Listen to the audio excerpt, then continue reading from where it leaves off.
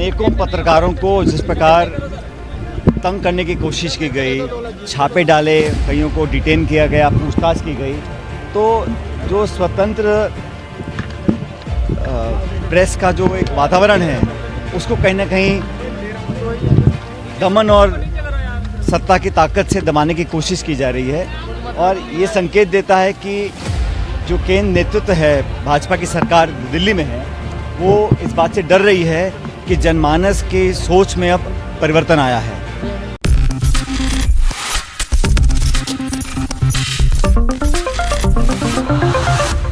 National news में आपका बहुत बहुत स्वागत है। मैं हूं आपके साथ अबरारुल हक रहमानी। दर्शकों, राजस्थान की सियासत में सचिन पायलट को लेकर के बड़ी खबर है। दरअसल सचिन पायलट ने जो बयान दिया था डोटा सरा के ऊपर, जो कार्रवाई की गई थी ईडी के द्वारा, उस कार्रवाई के बाद सचिन पायलट का एक बयान आया था, आपको याद होगा शायद। वो उसमें ये कह रहे हैं चुनाव के ठीक पहले ये खेल क्यों किया जा रहा है, क्यों चुनाव से ठीक पहले ही लगातार विपक्षी नेताओं पर ईडी का डंडा जो है वो चलाया जा रहा है, और इसके पीछे राजनीतिक मकसद नहीं है तो और क्या है। और अगर नहीं है तो ये बात आप साबित करके दिखाइए, क्योंकि जो विपक्ष है, जो आम जनता है, वो तो यही समझ रही है कि बीजेपी दरअसल राजस्थान को हार रही थी और इस वजह से एक कदम उठाएगा। लेकिन अब जो एक बड़ा पहलू इस मामले में निकल करके सामने आ रहा है, और ये कहा जा रहा है कि सचिन पायलट के उस बयान से ही जुड़ा हुआ मामला है।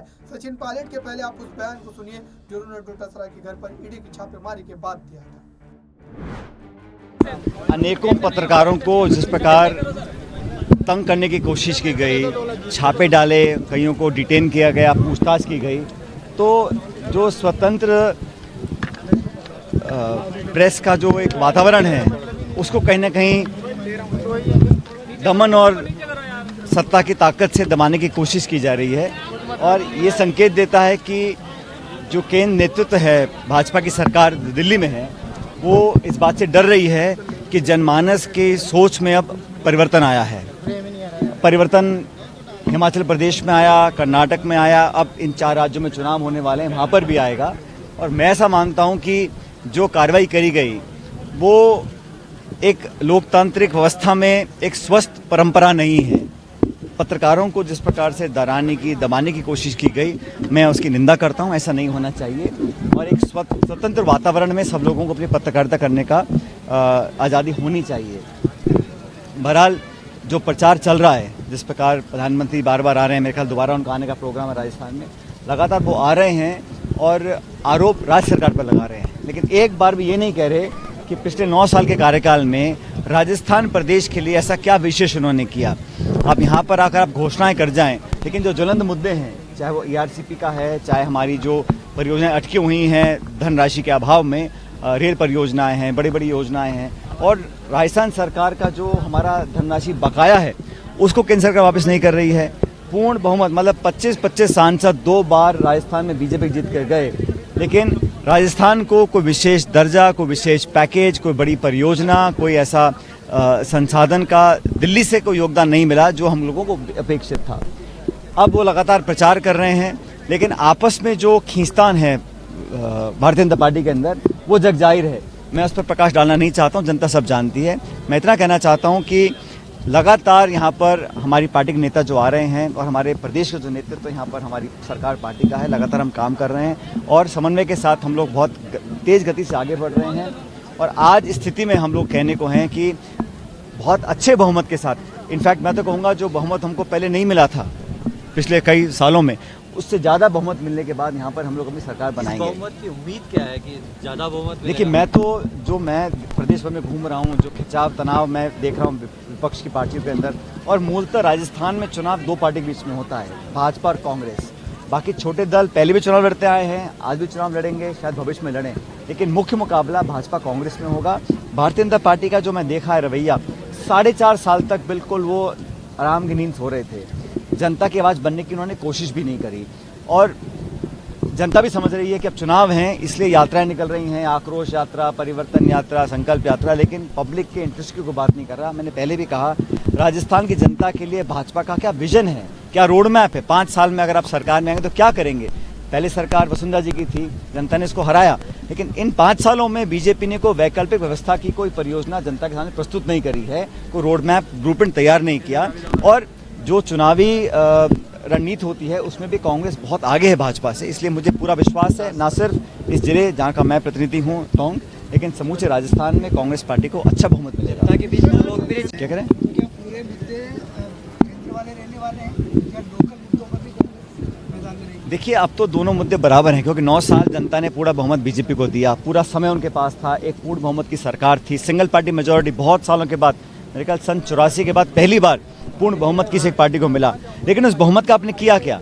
आपने नोटबंदी करी, जीएसटी लगाया, आपने ना उद्योग लगाए, ना कालाधन वापस लेकर आ पाए, बहुत सारे वादे किए, स्वच्छ India, stand up India, made in India, मतलब तरह तरह के नारे दिए, लेकिन धरातल पर वो कारगर नहीं उतर पाए। और आज जो खाई बढ़ गई है अमीर गरीब की, किसान परेशान है, नौजवान चिंतित है अपने भविष्य को लेकर, छोटे उद्योग बंद हो गए हैं, और लगातार जो अमीर थे वो इतने अमीर हो गए हैं कि वो उनकी दौलत की कोई गिनती नहीं है, और जो गरीब पक्ष था वो बहुत गरीब होते चले जा रहे हैं। इसलिए जनता परिवर्तन चाहती है, और परिवर्तन की शुरुआत हो चुकी है, लेकिन इन 4 राज्यों में जो चुनाव होंगे यहाँ पर बीजेपी निश्चित रूप से हारेगी, और 2024 में जो लोकसभा चुनाव होगा वो बहुत निर्णायक चुनाव है, पूरी दुनिया देखना चाहती है। और मैं ऐसा मानता हूँ कि लगातार कांग्रेस पार्टी का कद और ताकत कार्यकर्ताओं में बढ़ती जा रही है, लोगों के अंदर उनका एक सकारात्मक, लोग अपने आप को महसूस कर रहे हैं कांग्रेस के पक्ष में, इसलिए मुझे पूर्ण विश्वास है कि पहले से ज़्यादा बहुमत लेकर हम लोग जीत कर जाएंगे। एक बिदुड़ी को के खिलाफ जो है, एक बिदुड़ी को उतारा है भाई, वो तो बीजेपी का निर्णय है, किसको कहाँ चुनाव लड़ाना है, क्या जिम्मेदारी देनी है, ये तो उनका अपना निर्णय है। लेकिन पब्लिक को, एक सेकंड, पब्लिक ये अपने आप निर्णय कर लेगी कि किसको कहाँ वोट डालना है। कोशिश हर दल करेगा, हर पार्टी करेगी, लेकिन अपनी जिम्मेदारी को निभानी पड़ेगी जो अपनी पार्टी का काम करते हैं। मैं किसी व्यक्ति पर टिप्पणी नहीं करूंगा, मैं सबको जनता पे छोड़ता हूं, वो निर्णय करेंगे कि किसको वोट डालना है, किसको नहीं डालना है। सर, आगामी विधानसभा के चुनाव आने वाले हैं, कितने विधानसभाओं के अंदर कितने लोगों के टिकट काटे जाएंगे? देखिए, ये निर्णय पार्टी का है, लेकिन मैंने कल भी कहा था जयपुर के अंदर, टिकट वितरण हमारे यहाँ प्रणाली एक बड़ी स्पष्ट है। हमारे ऑब्जर्वर्स, हमारे प्रभारी, सह प्रभारी जिलों में घूम रहे हैं, आज भी कई जिलों में लोग जा रहे हैं, अपनी रिपोर्ट तैयार कर रहे हैं, और कार्यकर्ता जनता का फीडबैक लेकर टिकट दिए जाएंगे। जो जीतने वाला होगा उसी को पार्टी अपना उम्मीदवार बनाएगी, बाकी सब उसका समर्थन करेंगे। मैंने कल भी कहा, मैं दोबारा कह रहा हूँ, ये किसी की पसंद नापसंद, किसी का गोट कुछ नहीं चलेगा तेरा मेरा, और जो डिजर्विंग कैंडिडेट होगा, जो मेहनत धरातल पे कर रहा है, और मैं तो हमेशा युवाओं का पक्षधर रहा हूँ, राहुल जी भी कहते आए हैं, कांग्रेस पार्टी भी कहती है कि नौजवानों को मौका मिलना चाहिए, लेकिन जिताऊ हो, पार्टी के प्रति समर्पित हो, जनता में पकड़ हो, उसी को पार्टी टिकट देगी। देखिए, सवाल बार-बार राजनीतिक हलकों में चल रहा है कि सत्ता की चाबी कांग्रेस के अंदर सचिन पायलट साहब के पास, और भाजपा के अंदर सत्ता की चाबी जनता के पास होती है। तो जनता के बीच में जाएगा, अपने आप को जनता के बीच में रखेगा, लोगों के दिल दिमाग में राज करेगा, वही व्यक्ति, वही दल जनता की सेवा करने के लायक बनेगा। तो अब चुनाव में ज़्यादा समय नहीं रह गया, लेकिन ये आश्चर्य की बात है कि जो सरकार पूर्ण बहुमत की दिल्ली में है, जिसके पास 25 सांसद हैं, आज वो अपने आप को अधर में पा रहे हैं, वो निर्णय नहीं कर पा रहे किस दिशा में जाना है, ना तो प्रदेश की जनता को स्पष्ट बता पा रहे हैं वो उनके लिए क्या करेंगे, ना अपने लीडरशिप का वो तय कर पा रहे हैं कौन नेतृत्व करेगा और कौन नहीं करेगा, और जो असमंजस है, जो आपसी विवाद और खिंचाव है, वो भी जनता तक पहुंच रहा है।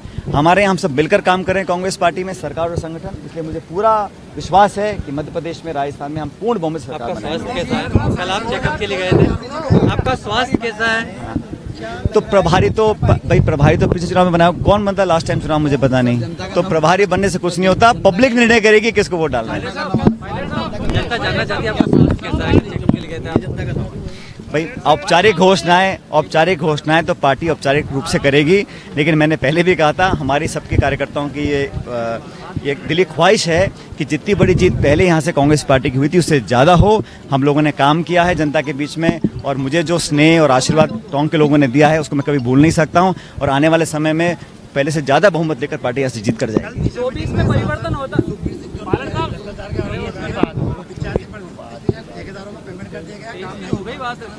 मैंने स्टेटमेंट देखा नहीं है, जो भी भाई चुनाव के समय आरोप लगाना को आम बात है, लेकिन जहाँ तक कामों की बात है, मैं समझता हूँ जनता निर्णय कर रही है कि पहले कितने काम हुए, अब कितने काम हुए, केंद्र सरकार ने कितने काम कराए और हमने कितने काम कराए। अगर परिवर्तन होता तो रेल कितने दिनों में आ जाएगी? ये हमारा पुराना कमिटमेंट है, हम लोग करना भी चाह रहे हैं, लेकिन ये ऐसा है, सुनो मेरी बात, डिफेंस, टेलीकम्युनिकेशन, रेलवेज, ये केंद्र सरकार के महकमे हैं।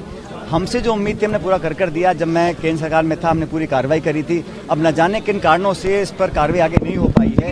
इसका जवाब तो हमारी सरकार बने तो हम कर ही रहे थे, लेकिन केंद्र सरकार आपकी घोषणा आज भी हम कमिटेड हैं यार, लेकिन केंद्र सरकार ने जो बेरुखी दिखाई है उसका जवाब जनता देगी। मैं तो उतना कहना चाहता हूं कि जो परियोजनाएं राज्य सरकार की हैं उनमें कोई कमी नहीं छोड़ी, चाहे मेडिकल हो, चाहे स्कूल हो, चाहे कॉलेज हो, चाहे सड़क बिजली हो, लेकिन जो गवर्नमेंट ऑफ इंडिया के डिपार्टमेंट्स हैं उसमें केंद्र सरकार को रुचि दिखानी चाहिए थी, नहीं दिखाई, उसका मुझे बहुत खेद है। तो आपने सुना दर्शकों, फिलहाल तो यही कहा जा रहा है कि राजस्थान विधानसभा चुनाव से पहले का जो ये खेल हुआ है वो खेल पूरी तरीके से यहाँ पर जो कई बातों को दर्शा रहा है और ये साफ तौर पर बतला रहा है कि इस खेल के पीछे कौन है और इसमें आने वाले दिनों में क्या बड़े उलटफेर जो है वो देखने को मिल सकते हैं। फिलहाल राजस्थान की सियासत से बस इतना ही। जुड़े रहे बड़ी खबरों के लिए नेक्स्ट 9 न्यूज के साथ।